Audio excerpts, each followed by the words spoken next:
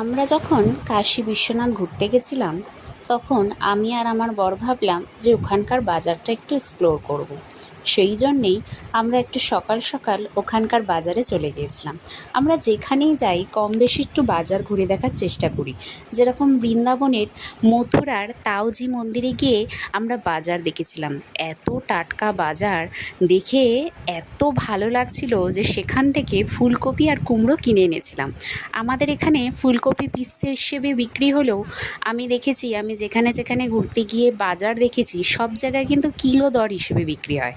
এমনকি বৃন্দাবন থেকে যখন আমরা ফেরার পথে ওই ফুলকপি আর কুমড়ো নিয়ে এসেছিলাম, যেহেতু এসি ট্রেনে করে এসেছিলাম বলে সেই ফুলকপি আর কুমড়োটা ভালোও ছিল।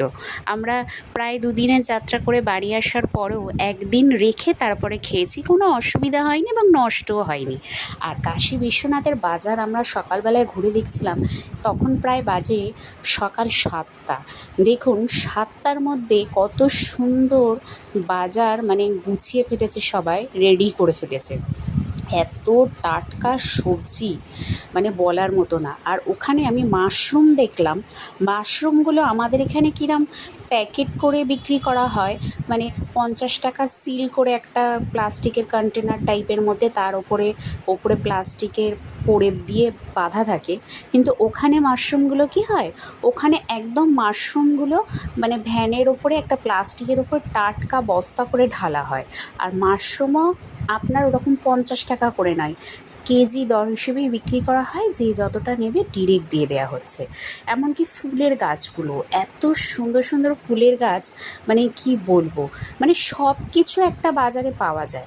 আর দেখুন আমাদের বাজারে আমিষ থাকলেও ওখানে কিন্তু সব কিছু আমিষ নেই, কারণ ওখানকার যে মন্দিরের আশেপাশে চত্বরগুলো সম্পূর্ণটাই নিরামিষ বাজার। কিন্তু পেঁয়াজ রসুন পাওয়া যায় অনেক জায়গায় দেখলাম, কিন্তু মানে মাছ মাংস ডিমের ওখানে কোনো ব্যাপার নেই। আবার কিছু জায়গায় মাশরুম প্যাকেট করেও দিচ্ছে। এই লঙ্কাগুলো আমরা বাড়ি নিয়ে এসেছিলাম বেনারস থেকে।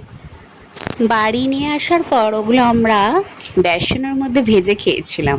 মানে আমরা একটু চেষ্টা করি কোথাও গেলে সেখান থেকে টুকটাক একটু বাজার করে নিয়ে আসা। আমি আরও বেশি আনতে চাই, কিন্তু আমার বর বলে এত বই নিয়ে যাওয়া যাবে না, তাই একটু অল্প নাও। এই কলা পাতাগুলোও কিন্তু ওখানে বিক্রি হচ্ছিল। 10 টাকায় মিনিমাম 7 পিস কলা পাতা দিচ্ছিল। ওখানে বকফুল থেকে শুরু করে, কচু থেকে শুরু করে সমস্ত রকমের সবজি যা আমাদের বাজারে পাওয়া যায় তার সব ওখানে পাওয়া যাচ্ছিল। কিন্তু আমাদের বাজারেও এত টাটকা সবজি আমি দেখিনি যত টাটকা সবজি আমি ওখানে দেখছিলাম। আর সব সকাল সকাল এসেই মানে